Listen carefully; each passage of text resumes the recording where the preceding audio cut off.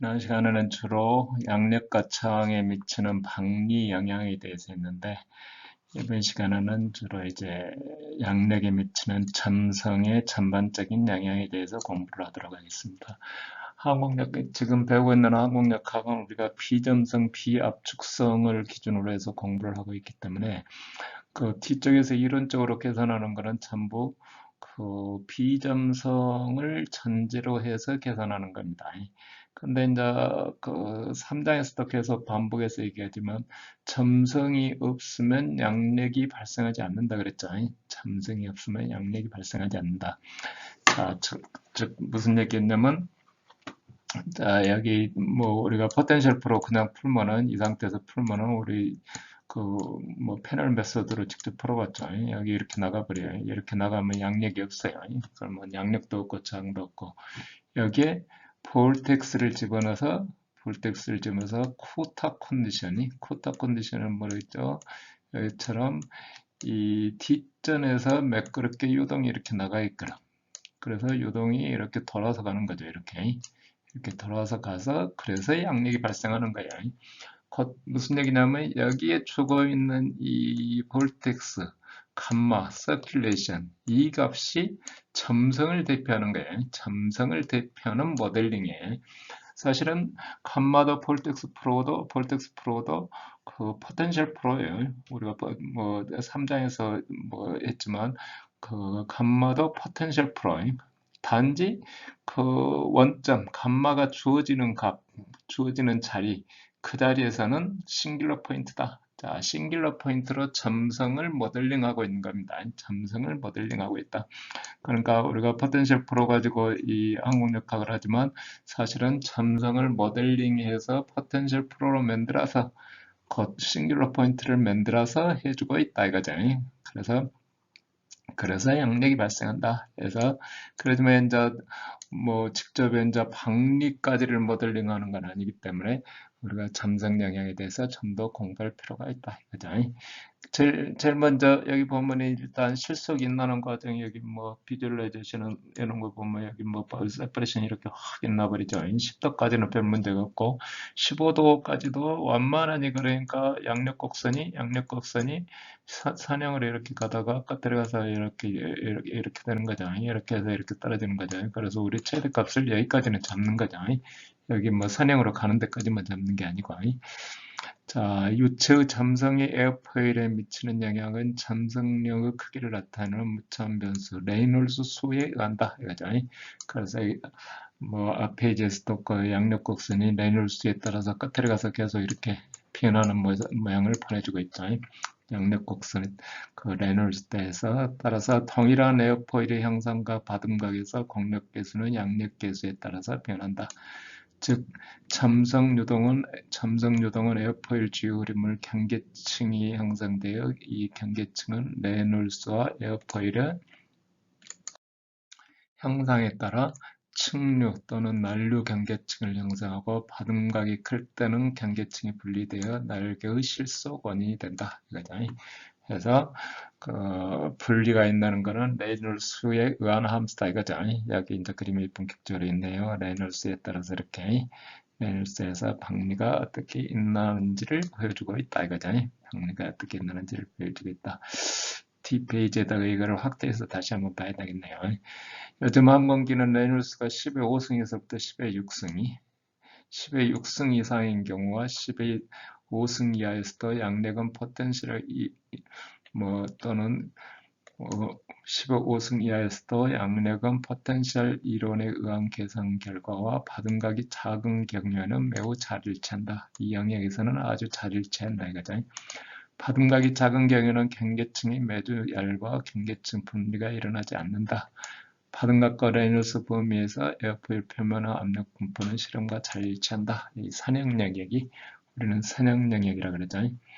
자, 레놀스가 10의 4승에서부터 6승 범위에서 8도보다 작을 때는 레놀스가 양력에 미치는 영향이 거의 없다. 8도 이하선에. 그래서 우리가 뭐 순항 영역 뭐 계산할 때는 이렇게 한다 이거죠.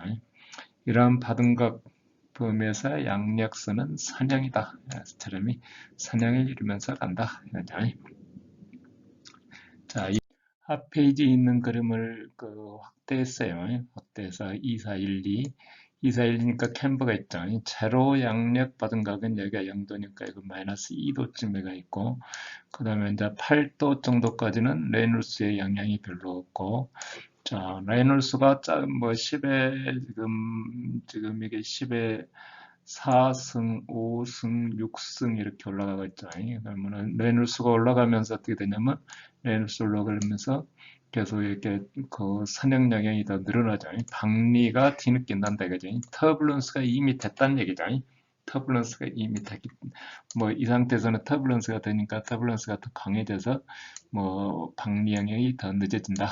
그래서 이렇게 커브가 형성이 된다는 거고.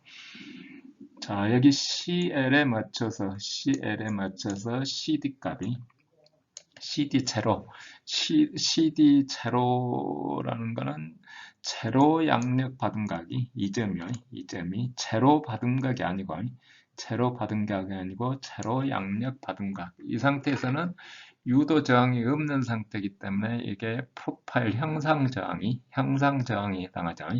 그 다음에 우리가 뭐 뒤에 가서 또 배우게 되겠지만 3차원의 어퍼일이니까 이거는 CD는 형상저항은 여기 CD 제로인, 그러니까 유도저항이 없는 상태 형상저항에다가 여기다가 써놓으면 좋은데 뭐 쓰질 못하니까, 자, 파이 에스펙트 레이시오의 형상계수의 그 다음에 CL의 제곱이, 우리 저기 실험 데이터 처리할 때 우리가 그 형상계수 구하는 방법에 대해서 공부했죠. 그래서 여기 2차 곡선이 이런 2차 곡선을 이루게 된다. 그래서 에어포일의 전반적인 특성을 보여주고 있는 겁니다. 그 다음에 항상 여기 그 CD가 미니멈인 자리는 항상 CD가 미니멈인 자리는 트램이 CL인 거로 제로일 때를 얘기한다는 거죠. 이 페이지에서는 이제 레이놀드스와 뒷점각에 의해서 양력선 기울기에 미치는 영향을 설명하고자 합니다. 뒷점각이라는 얘기는 뒷점각이니까 이 각이죠. 이렇게 그렸으면 이 각에 의해서 형상에 따라서 우리가 뭐 되게 모양이 이렇게 갖춰져 있지만 뒷점각은 또 별도로 여기에서 설정이 되는 형상인 것 같아요. 그러면 이제 제일 먼저 레놀스에 따라서 양력선 기울기는 이렇게 레놀스가 증가함에 따라서 양력선 기울기가 이론값이 2파이예요. 2파이에 더 근접해 간다. 그 10의 7승에 가서는 거의 일정한 값을 이루게 된다. 그러니까 작을 때는 아까 앞에 있는 그림처럼 기울기가 그 레놀스가 작으면 이런 곡선이 있다가 레놀스가 클수록 이렇게 기울기가 커진다 이거죠. 커진다는 얘기예요. 그 다음에 양력선 기울기는 두께가 커지면은 더 낮아져요. 당연히 두께가 시니어퍼일 때가 가장 아이디어란이 2파이가 되고, 그 다음에 두께 B가 증가해서 4자리, 5자리 계일 때는 양력선 기울기는 감소하고 6자리 계열에서는 반대 경향을 보인다. 6자리 계열은 오히려 벌레 더 얇은 날개이기 때문에 그런 것 같기도 해요. 그래서 차관 이런 두께나 뒷점각이 레놀스하고 해서 이 기울기에 영향을 준다. 기울기에 두꺼울수록 전부 더 낮아지고 얇을수록 뭐 2파에 가까워지고, 그 다음에 레놀스가 증가할수록 2파에 강화해지면서 최대 CLmax가 더 커진다. 받은 각도 당연히 알파 맥시멈보다 제일 커지죠. 커지는 영상이 된다. 자, 여기서 이제 뒷점각의 영향은 여기 뒷점각의 뭐 탄젠트 값으로 이렇게 표시가 됐네요. 그럼 이쪽에 표시되어 있는 게 뒷점각을 표시하는 표시인가 봐요. 그러면은 뒷점각이 0일 때, 자, 이 값이 정의되기를 이론값하고 실험값하고 비례값이에요. 그러니까 1일 때 아이들은 값이다. 1일 때 아이들은 값이고, 이 뒷점각이 커질수록 그 값이 줄어든다. 이거죠. 이론적인 값 2파이보다 더 줄어든다. 이렇게 형상 표시는 또 뭐 이렇게 돼 있네요. 그래서 뒷점각이 증가할수록 양력선 기울기는 감소하고 0으로 가면은 x는 1.0이 돼서 이론값과 같다. 매끈한 표면인 경우 뒷점각 그 증가로 0.8까지 감소한다. 0.8까지 0.6 뭐 여기 뭐 매크론 표면이 뭐 이런 데까지 감소한다. 거친 표면일 때는 0.7까지 감소한다. 여기까지 이렇게 감소한다. 표면에 따라서 틀려진다 이거죠. 이 영향은 박리의 영향으로 보시면 될 것 같아요. 박리의 영향인 거다. 자, 그 다음에 이제 분리가 어디서 일어나느냐? 난류가 여기서처럼 앞전에서부터 바둑각이 이 정도 가고 있어. 앞전에서부터 이렇게 분리가 있는 수도 있고 분리가 있는 형상이 1, 2, 3, 4, 네 종류가 있죠. 이렇게 A, 4 그러면 가장 우리가 지금 아이디어라고 생각하는 거고 1 그러면 앞전에서부터 일찍 분리가 있나 버리는 거고 여기 그림에 오면 1이 어디 있죠? 이 영역이죠. 이 영역. 이 영역이면 이렇게 해서 앞에서부터 분리가 있나 버린다. 그 앞전에 측류 분리가 있나거나 얇은 에어포일 분리가 있나거나 또는 뭐 E 그러면은 어느 영역이죠? E 영역이면 여기 영역이네요. 3 영역이면 여기고 4 영역 그러면 이제 우리가 지금까지 얘기하는 뒷전인데 뒤에서 그냥 분리가 있는 거고 3 영역은 앞에서 있났다가 여기서 다시 재부착이 있는 거고 그 다음에 이 영역이면은 앞전에서 그냥 분리가 있는 거고 1 영역 그러면 얇은 날개 갖고 뭐 분리가 있나지만 뒷전에 가서 달라붙는다 이런 형태. 그래서 여기 뭐 곡선이 이렇게 떨어지지만 뚝 떨어지진 않는다 이거죠. 이렇게 2처럼 뚝 떨어지거나 3처럼 뚝 떨어지거나 4처럼 뒤에서 정상적으로 분리가 있나면 우리 지금 공부하고 있는 정상적인 분리가 있다는 거다. 그러니까 4를 난류분리, 박리, 제라프를 얇은 에어포일 분리, 1은 앞전에서 분리한다는 거예요. 그 다음에 3은 뭐 측류에서 분리가 안 났다 난류가 되면서 다시 디태치돼서 또 분리가 안 나고 하느니 거기에 따라서 레놀즈에 따른 분리 영역이 분리 이치가 이렇게 뭐 틀려진다 이거죠. 분리 이치 여기 보면 뭐 코드 랭스에 얼마만큼이 그래서 어떻게 나는가 이런 특성들이 전부 점성에 의한 특성들을 표시한다 이거죠. 자, 그 다음에 이제 날개의 경계층을 제어해야 되겠다 이거죠. 우리 항공기 보면은 우리 여객기 타고 가도 여기 보면 위에 뾰족뾰족한 스포일러 여기 난류를 만들어주는 거죠. 측류가 오다가 박리되는 걸 방지하기 위해서 밀어서 난류를 만들어주는 거예요. 에어필 표면의 얇은 경계층 유동을 변화시키면서 물체 주위의 전체 유동 형태를 크게 바꿀 수 있다. 경계층 제어는 분리를 방지함으로써 양력 감소, 항력 증가를 방지한다. 측류로부터 난류로 변화시키거나 측류를 유지시키거나 일단은 그 박리가 있나는 이유는 여기 입자가 가다가 힘 떨어져서 이렇게 나가는 거예요. 힘 떨어져서 이쪽으로 튕겨 나가는 거니까 외부에서 에너지를 공급해 주거나 여기 힘 떨어진 걸 안으로 흡수시키거나 이렇게 경계층을 가속을 시킨다. 에어스트림이 안에서 유동을 이렇게 내보내준다. 이게 내버려진다는 거는 옆에 3차원 에어포일이니까 옆쪽에서 들어와서 이쪽으로 분출이 된다는 얘기죠. 또는 아예 여기 슬롯을 만들어갖고 이 사이로 이렇게 유동을 넣어준다. 또는 힘 빠진 거를 이쪽으로 흡수를 시킨다. 이렇게 마찰에서 속도가 느려진 유동을 속도가 빠른 유출을 분출해서 새로운 에너지를 공급하거나 뭐 내부로부터 유출을 풀어주거나 주유동으로부터 직접 받거나 이렇게 내부에서 이렇게 불어주거나 이렇게 해주거나 그러면 여기 CD 값들이 나와 있네요. CL에 대해서 본래 가만 놔두면 이렇게 올라갈 거를 이렇게 완만에 이렇게 이런 곡선으로 만들어준다. 이게 이제 경계층을 가속시킨다. 또는 경계층을 아까 그림에처럼 흡입시킨다. 아까 뒤로해서 공동을 만들어서 이쪽으로 흡수시킨다. 그죠? 경계층을 지출시킨다. 뒤쪽에서 이렇게 바람을 불어준다. 이거네. 후면 Z를 해준다. 이렇게 해서 거천면의 접선 방향으로 경계층 내에서 불어준다. 플랩이 있으면 플랩에 의해서 저건 플랩 사이에다가 여기다 이렇게 집어넣는다 이거죠. 집어넣어서 그 경계층을 제어를 해준다. 자, 날개 형태에 따라서 충류를 유지시킨다. 물체 적당한 에어풀 표면의 많은 부분을 충류를 유지시키기 위해서,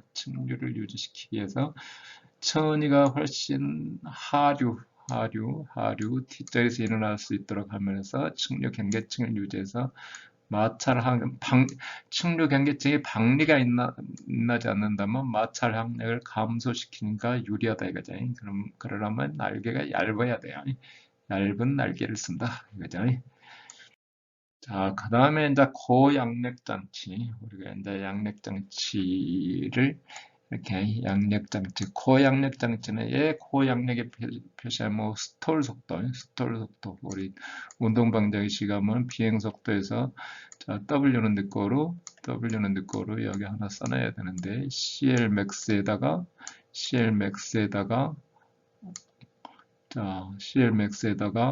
자, 저기 리프트가 CLmax 값의 동합 Q에다가 그 다음에 S 이렇게 해주면 스톨 속도가 되죠. 여기 동합 Q에 있는 V를 환산해주면 이게 양력하고 속도가 같으니 최대 양력이 최대 양력 계수에 의해서 받는 그때 W가 될 때 W를 무게를 못 버틸 때 여기 우리 항상 평행 방정식이 여기는 W고 여기는 양력 L이고 우리 순항 속도일 때 L 나가잖아요. 근데 이제 이륙하고 착륙할 때는 CL 맥스 값이 들어가는 거죠. 그때 이제 스톨 속도가 이렇게 되죠.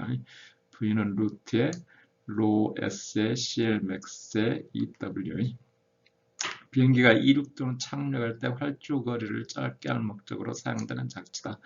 최소의 속도, 실속 속도, 비행기가 안 떨어지는 속도예요. 실속 속도에 해당한다. 그래서 CLmax를 키워주든지 면적을 키워주든지 뭐 로를 키우고 조정할 수는 없잖아요. 면적을 키워주든지 CLmax를 키워주든지 본래 양력 계수 표준화되어 있는 거를 기준으로 할 때 면적을 키워주든지 그래서 앞으로 쭉 나오는 슬랫 이런 여러 가지 장치가 있다 그죠. 이렇게 평면 프랩 뒤쪽에 가서 이렇게 프랩을 하는 거, 그 다음에 스플릿 프랩, 슬로티드 프랩 뒤로 이렇게 빼준다 그죠. 그 다음에 파울러 프랩 여러 가지 이제 장치들이 이렇게 예전 이게 본래 기준 양력 계수는 뭐로 되어 있냐면 표준 모델이 여기까지 돼 있는 거에다가 이만큼 뒤로 빠지니까 면적을 곱해주는 거죠.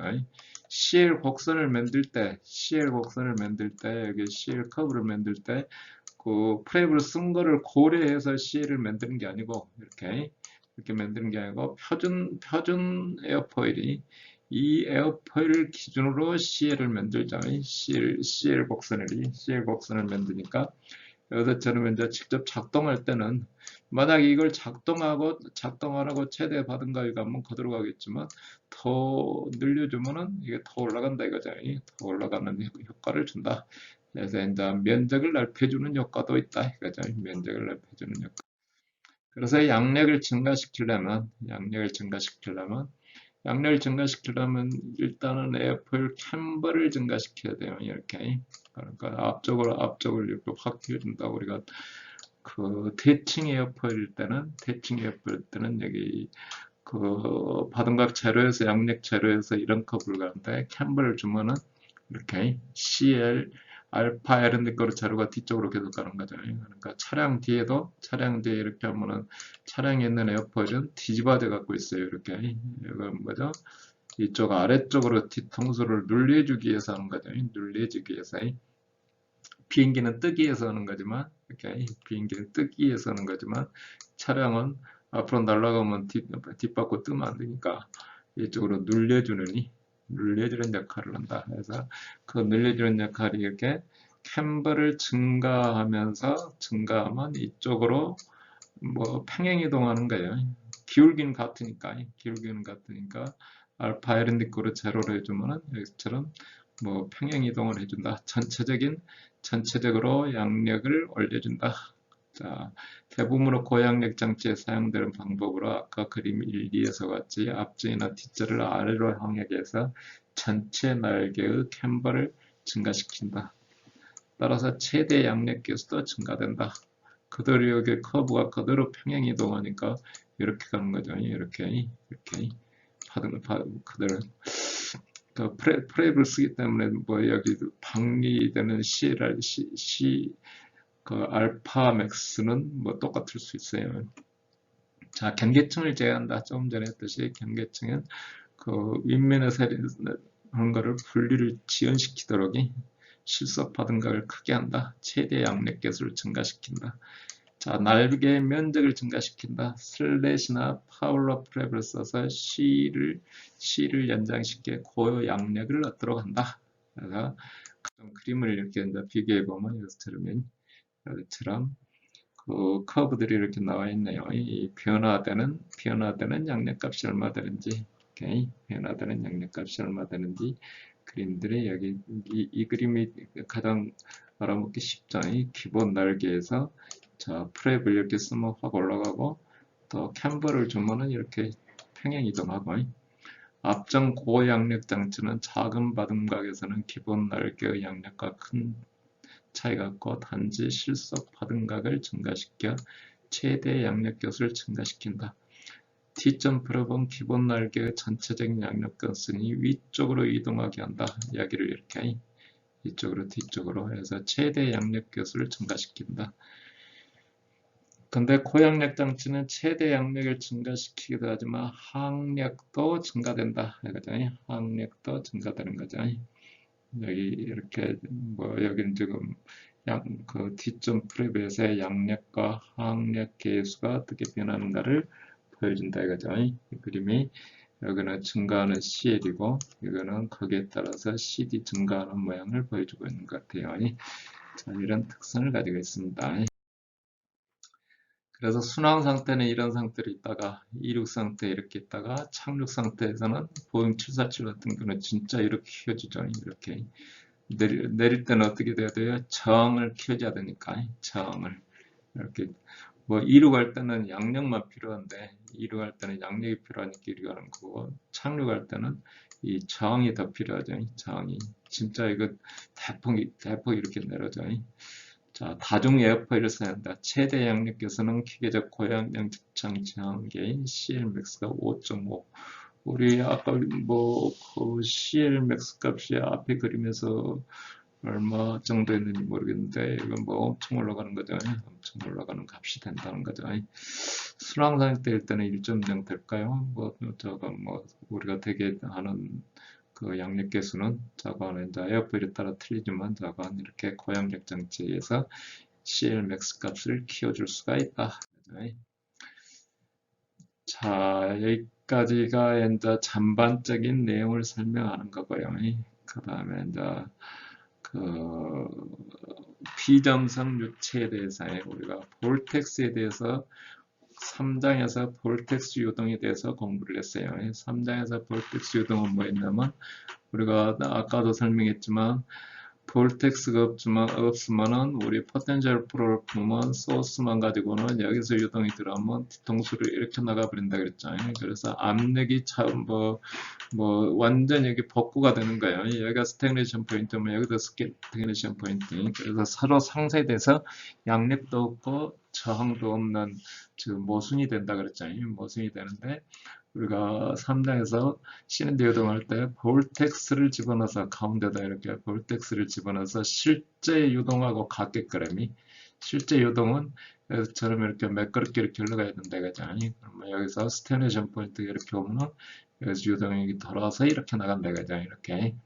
해서 이 볼텍스 자체가 이 감마 값이 서큘레이션이 우리가 양력을 바로 결정해 준다 그랬잖아요. 그래서 우리가 서큘레이션을 계산하면은 그 베리닉 모멘텀 컨티뉴티 이퀘이션, 모멘텀 이퀘이션 다 풀어서 베리닉 이퀘이션을 다 포함시켜서 구해놓은 게 이 감마값이다 이거든. 그래서 최종 나타난 게 양력은 리꼬로 로 밀도에다가 자유동 속도에다가 감마값이 이런 양력선을 준다 이거죠. 자, 이 안에는 컨티뉴티 이퀘이션도 들어있고 모멘텀 이퀘이션도 들어있고, 자, 모멘텀 이퀘이션에서 유도된 베르니 이퀘이션도 당연히 포함되어 있고, 자, 이런 특성을 갖고 있다 이거죠. 그래서 이제 그래서 우리가 비점성 비압축성이라고 문제를 풀지만 사실은 이 감마가 뭐를 나타내냐면 이렇게 여기가 코타 컨디션이 되는 이유는 뭐냐면 점성유동이기 때문에 이렇게 매끄럽게 나가는 거잖아요. 그래서 그 점성유동을 대표하는 모델링이라고 생각하시면 되는 거예요. 점성유동을 대표하는 모델링이다. 단지 그 서큘레이션이 있는 이 포인트는 싱귤러 포인트라 그러잖아요. 싱귤러 포인트인데 이 모델링으로 인해서 점성을 대표하는 거예요. 그러니까 점성을 우리가 비점성 비압축성 유동을 푼다 그래서 이게 진짜 비점성 비압축성이 아니고 진짜 비점성 비압축성 유동이 뭐 양력이 발생하지 않는다 그랬잖아요. 우리가 저기 미끄러운 그 얼음판을 미끄러운 신발 신고 가면은 여기 앞으로 걷기 힘들듯이 서로 마찰이 없으면은 서로 뭐 이렇게 그 진행이 못 된다 이거잖아요. 그래서 이제 이 감마가 점성을 모델링하는 거다. 태풍이 불면 어떻게 되냐면 볼텍스에 있으면 태풍 눈에 가면 어떻게 돼요? 태풍 눈에 가면은 그 고요하다 그랬잖아요. 그러니까 여기가 볼텍스가 있다면은 이렇게 볼텍스는 R분의 1로 속도 분포가 이렇게 되도록 돼 있다. 이렇게 되도록 돼 있는데 실제 태풍은 어떻게 되냐면 실제 태풍은 여기서 이렇게 코어 영역이 있고 이 부분이 자, 이 부분은 포텐셜 프로로 같아요. 이 부분은 포텐셜 프로로 같고 코어 영역은 여기는 완전 점성 요동해 갖고 우리 그 컵에다 놓고 컵에 끈적끈적한 놓고 막 바깥쪽에서 돌리면은 이 그 안쪽에는 이렇게 이제 중심은 멈춰 있고 이 그냥 뭐 속도는 그냥 리니어하게 되는 거예요. 리니어하게 여기에 이제 태풍의 눈에 해당하죠. 태풍의 눈에 해당하니까 여기서는 속도가 이제 없는 거죠. 대신에 이제 가장 최대 속도는 눈하고 여기 경계 지점 이 지점이 가장 최대 속도가 되는 거죠. 이게 이제 그 가장 최대 지점이 되는 거고, 그래서 우리는 이거를 이렇게 모델링한다 이거죠. 태풍을 이렇게 모델링한다. 이게 비점성이라고 하지만 그러니까 사실 문제 풀 때는 이 부분에 대해서는 안 맞지만 이 부분에 대해서는 잘 맞는다 이거죠. 이 부분에 대해서는 잘 맞는다. 그래서 우리가 이제 그 포텐셜 프로를 이렇게 푼다. 그래서 볼텍스로 모델링을 한다. 볼텍스가 없으면 어떻게 된다? 양력이 없다 그랬죠. 양력이. 우리는 양력을 계산할 때 이렇게 볼텍스로 그냥 계산한다. 볼텍스로 계산한다. 볼텍스를 최종 계산하면 우리가 그게 양력이 된다는 거죠. 자, 해서 그 다음 시간에는 할게 이제 볼텍스 요동에 대해서 공부하는 겁니다. 볼텍스 시트는 뭐냐면 우리가 그 3장에서 볼 때는 그냥 한 점에서 볼텍스 이렇게 한 점에서 볼텍스를 이렇게 했잖아요. 그래서 무한으로 마이너스 인피니트에서 플러스 인피니트까지 무한 볼텍스를 한 점에 대해서 이렇게 해주면은 이게 감마면 양력은 어떻게 된다? 2차원 단면이니까 이런 F에 대해서 하면 여기 로 V 감마잖아요. 근데 2차원이니까 옆에서 보면 어떻게 돼요? 이런 3차원 형상으로 보면 단위 폭당 갖는 양력이에요. 단위 폭당. 2차원이라는 건 단위 폭당을 얘기하니까 뭐 로 V 감마라는 거는 어느 단면이란 말은 그 단면의 단위 폭당이라는 얘기는 저 단위를 SI 유닛을 쓰니까 1m당 또는 무차원 단위로 한 1m가 됐든 저건 1m당 무한 저 뭐 이쪽 인피니트 저쪽 인피니트에서 총 그래서 3차원이 되면 이 길이를 곱해줘야 되는 거죠. 길이를 곱해줘야 양력이 되는 겁니다. 우리 평등 시험할 때도 마찬가지로 그 양력 계수 구할 때는 이게 나누기를 해주잖아요. 면적으로 나눠줘야 되잖아요. 면적으로 나눠준다는 얘기는 코드 곱하기 이 스팬이. 그래서 전체를 나눠주면 2차원 단면에 대한 그 양력 계수가 되는 거죠. 양력 계수. 어쨌거나 우리가 그 3장에서 배웠던 L은 이꼬르 로 V 감마라고 되어 있는 거는 그 단위 폭당을 얘기한다는 겁니다. 단위 폭당을 얘기하는 거고. 자, 이제 4장에서는 이제 이걸 이제 물론 이제 3장에서는 시린더 하나에 대해서 했는데 4장에서는 이걸 이제 에어포일에다 적용하는 거예요. 그러니까 이제 시린더에다 하니까 가운데다 그냥 감마 하나를 줬는데 그 다음에 에어포일을 하니까 가운데다 하나 주고 이 쿠타 컨디션 만족해도 돼요. 이렇게 계산해도 돼요. 근데 이제 이게 아주 어렵다 이게.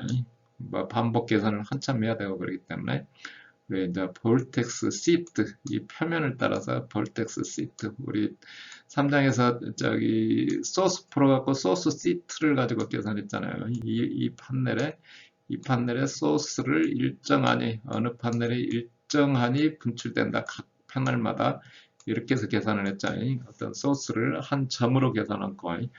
4장에서는 이제 볼텍스 시트, 그래서 볼텍스 시트입니다. 볼텍스 시트에서 이 하나의 필라멘트로 되어 있는 것을 면으로 만들어 주는 겁니다. 면으로 이렇게 만들어서 우리가 이제 에어포일에 적용하면 어떤 값이 나오냐. 최종 우리가 구하려는 거는 아까 이론적으로 할 때 T알파분의 TCL은 그 기울기는 2파이다. 2파이.